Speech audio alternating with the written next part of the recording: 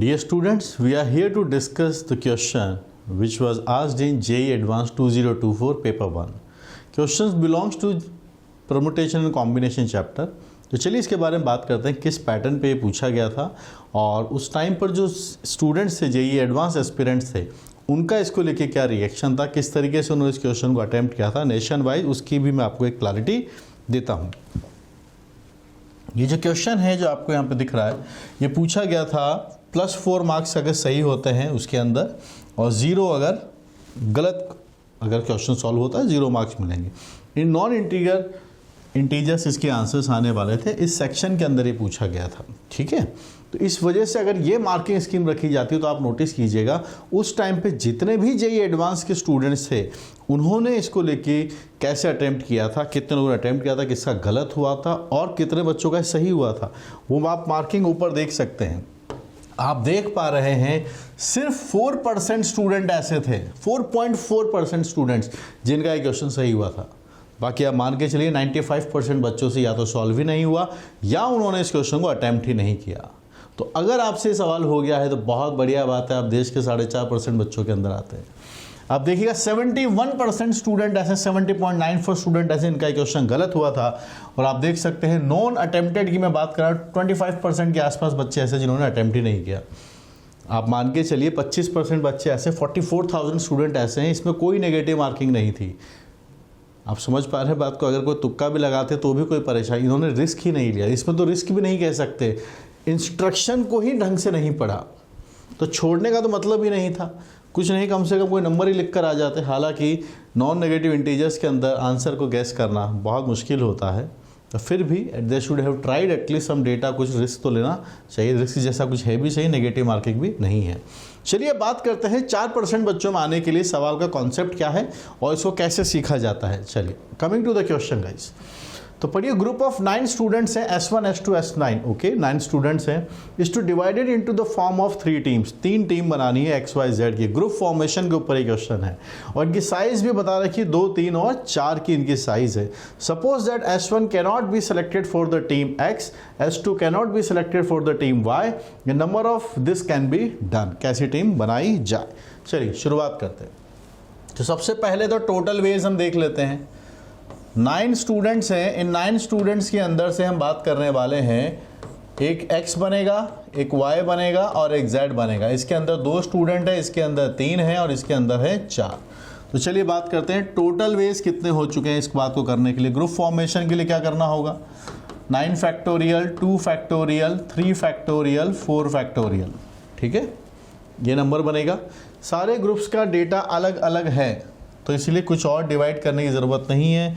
Equal partition अगर होता है तो उतना फैक्टोरियल से डिवाइड भी करना पड़ता है, पर क्वांटिटी सबकी अलग अलग है, 2 है, 3 है, 4 है। इस नंबर को हम निकाल लेते हैं। This will come as 9 × 8 × 7 × 6 × 5 divided 2 × 6। यहाँ से 6 आएगा, 6 से 6 चला गया है, इससे काट देते हैं, 4 आता है। सो लेट्स सी क्या नंबर ये अपने पास से बनता है।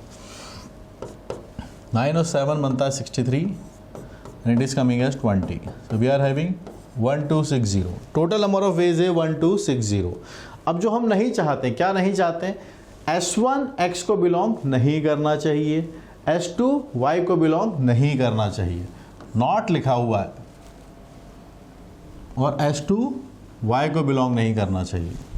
तो एक बात बताइए, टोटल में से वो वाले केसेस हम हटा देते हैं जब ये वाला इवेंट हो रहा हो और ये वाला इवेंट हो रहा हो। तो इसको हम ऐसा बात करते हैं कि let's suppose a that S1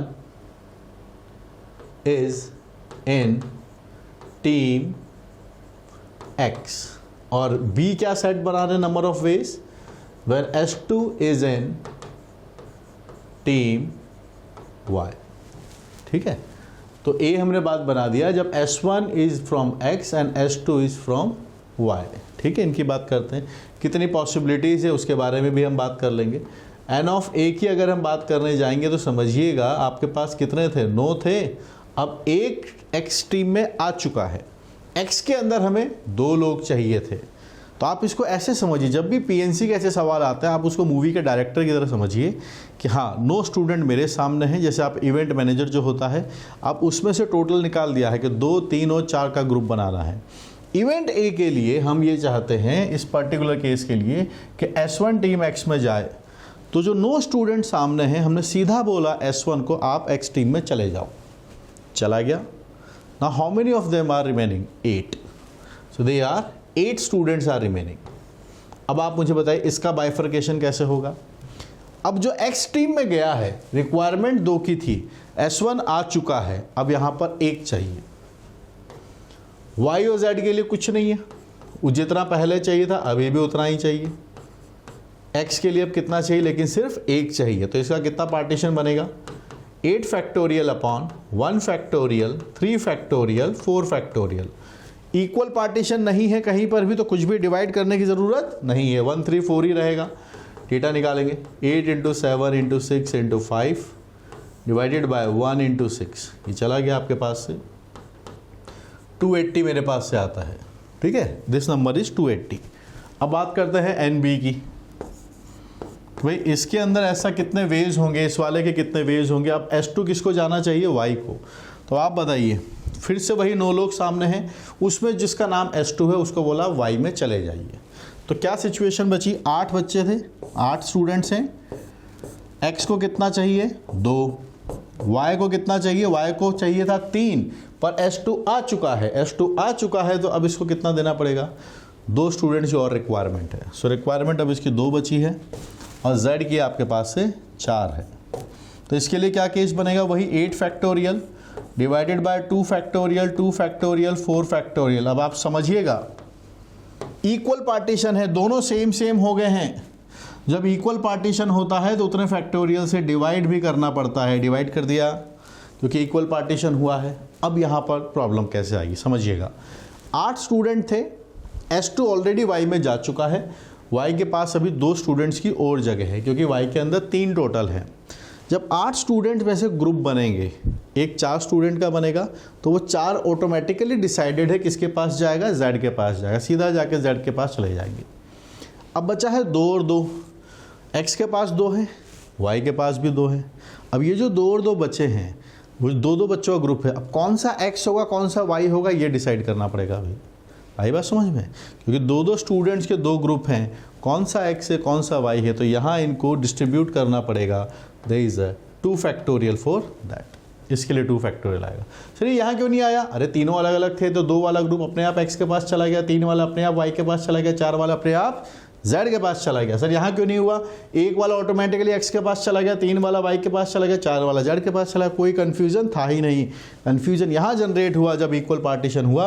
X के पास भी 2 आ सकते हैं, Y के पास भी 2 आ सकते हैं, और हमने जब 2 टुकड़े किए तो कौन सा X के पास जाएगा, कौन सा 2 स्टूडेंट वाला Y के पास जाएगा, उसका 2 फैक्टोरियल भी यहाँ पर जनरेट होगा। So how much we are getting from here? 2 से 2 फैक्टोरियल चला जाएगा, 8, 7, 6, 5, 2 × 2। यहाँ से 2 आता है आपके पास से, so it is 14 × 30। I am having 420। अब आप जब ये वाला केस निकालोगे कि A भी हो जाए B भी हो जाए, तो ऐसा भी इसके अंदर सिचुएशन आएगा जब ये दोनों हो रहे होंगे, A एंड B कंबाइंड, कि S1 के पास आपके S1 जो है X के पास चला गया और S2 जो है Y के पास भी चला गया। तो यहाँ से अगर आप इसको कंबाइंड बनाने जाएंगे तो अब आपके पास से 9 स्टूडेंट्स में से 2 स्टूडेंट जा चुके हैं। S1 चला गया है किसके पास? X के पास। S2 चला गया है Y के पास। ये हम नहीं चाहते हैं, तो इस सबको टोटल में से घटाने की आगे लास्ट में जाके कोशिश करेंगे, है ना। चलिए तो अभी कॉमन निकालते हैं। तो 7 के लिए अगर हम बनाना चाहेंगे तो क्या बात बनेगा? X के पास क्या, Y के पास क्या और Z के पास क्या। Z को तो कुछ फ़र्क ही नहीं पड़ा है, अभी भी 4 चाहिए, पहले भी 4 चाहिए था। S1 X के पास जा चुका है, बचा कितना? 1 और की रिक्वायरमेंट है। Y के पास 3 था, S2 Y के पास आ चुका है, 2 की रिक्वायरमेंट है। देख सकते हैं 7 है, 1 + 2 + 4 7 आ रहा है। इसका डेटा निकालते हैं। 7 फैक्टोरियल, 1 फैक्टोरियल, 2 फैक्टोरियल, 4 फैक्टोरियल। कोई कन्फ्यूज़न नहीं है, डिस्ट्रीब्यूशन जैसा कुछ नहीं, ऑटोमेटिकली 1 जो होगा X में चला जाएगा, 2 स्टूडेंट Y के पास और 4 स्टूडेंट Z के पास।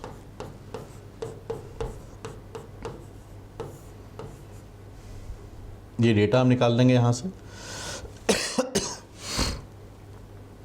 ये 105 आता है, ये कितना आता है 105, ठीक है।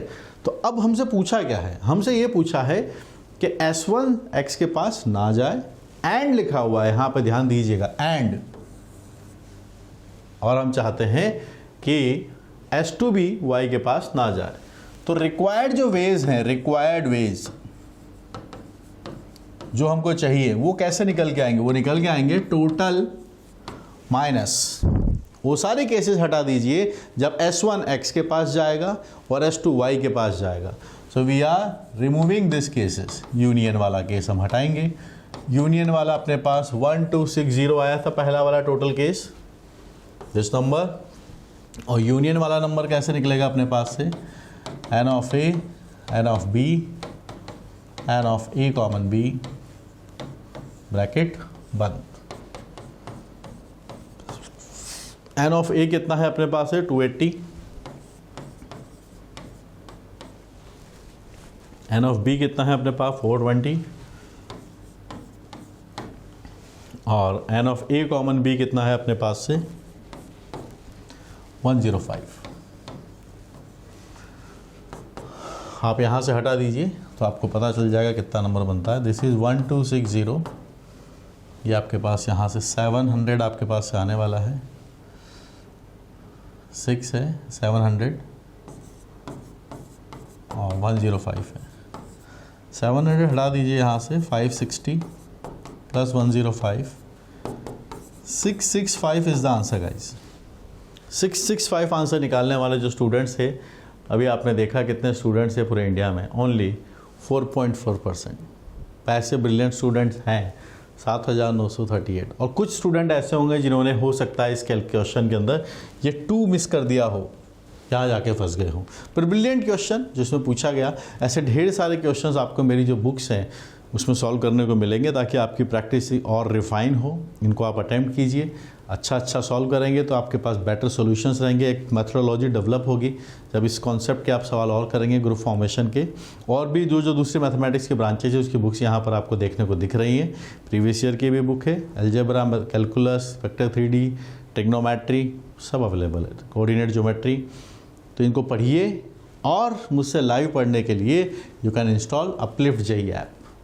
यहाँ पर आप इसको इंस्टॉल कीजिए और मुझसे लाइव पढ़ने के लिए पढ़ सकते हैं। So we are available here to uplift your JEE preparation. Thank you so much guys.